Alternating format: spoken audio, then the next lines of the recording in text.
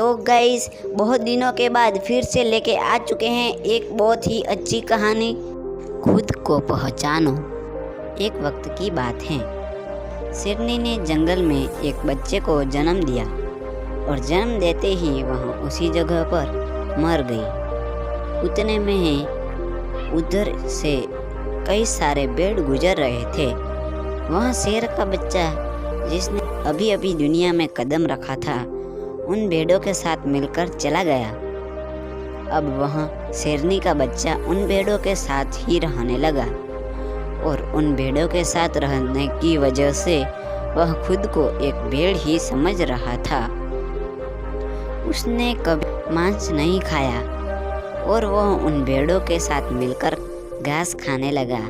उसे कुछ आइडिया नहीं था कि एक शेर कैसे रहता है और कैसे अपनी ज़िंदगी गुजारता है, और उसे यह तक नहीं पता था कि वह एक शेर है, क्योंकि उसके चारों तरफ भेड़ ही भेड़ थी और भेड़ के ही साथ में रहने लगा था।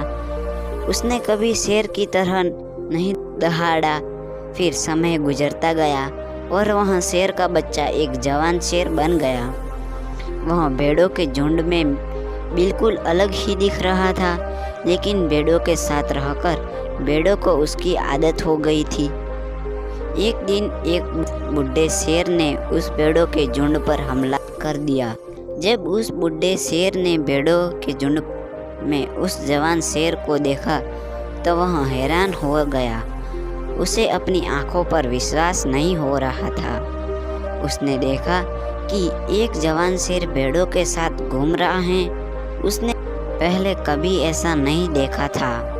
वह भूल गया था कि वहाँ पर भेड़ों को पकड़ने आया था।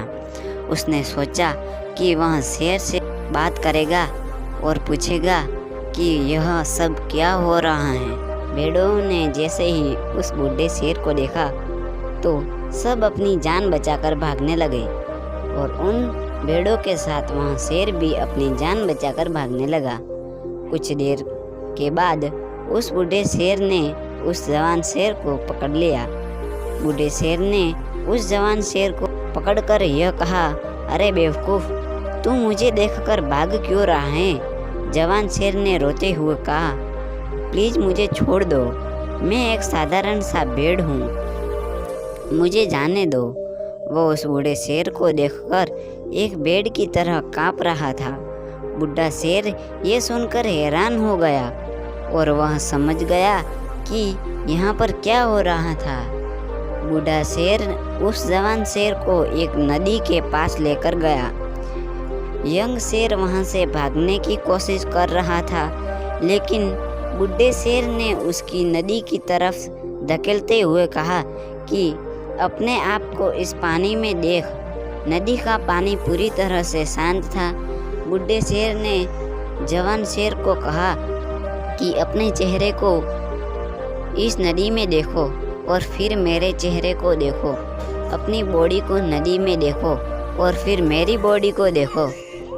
उस जवान शेर ने डरते हुए अपना चेहरा नदी में देखा और जैसे ही उसने अपना चेहरा नदी में देखा तो हैरान हो गया।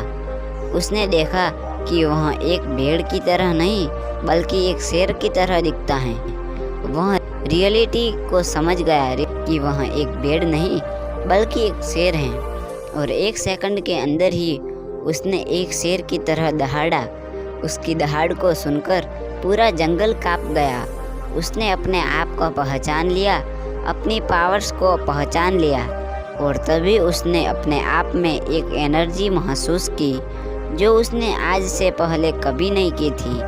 फिर उसने सोचा कि एक भेड़ की तरह जीना रियलिटी नहीं थी, वह सिर्फ एक मेंटल कॉन्सेप्ट था, पर अब वो रियलिटी को जान चुका है। इस कहानी से बहुत ही डीप मैसेज मिलकर सामने आता है कि अपने अंदर से उस वीकनेस को निकालो जो आपको अंदर झूठ बोल कर बैठा है।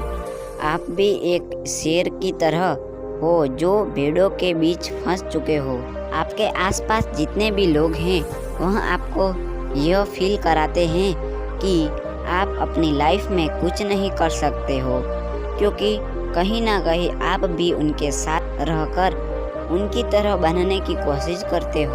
आपको इस भीड़ से अलग खड़े रहना है और अपनी पोटेंशियल, अपनी पावर्स और अपनी एबिलिटी को पहचानना है।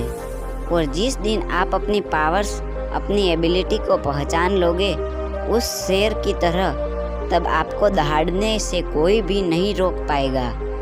अगर आप इस कहानी को और भी लोगों तक पहुंचाना चाहते हैं तो इस वीडियो को लाइक करें ताकि YouTube और भी लोगों तक यह कहानी पहुंचाए।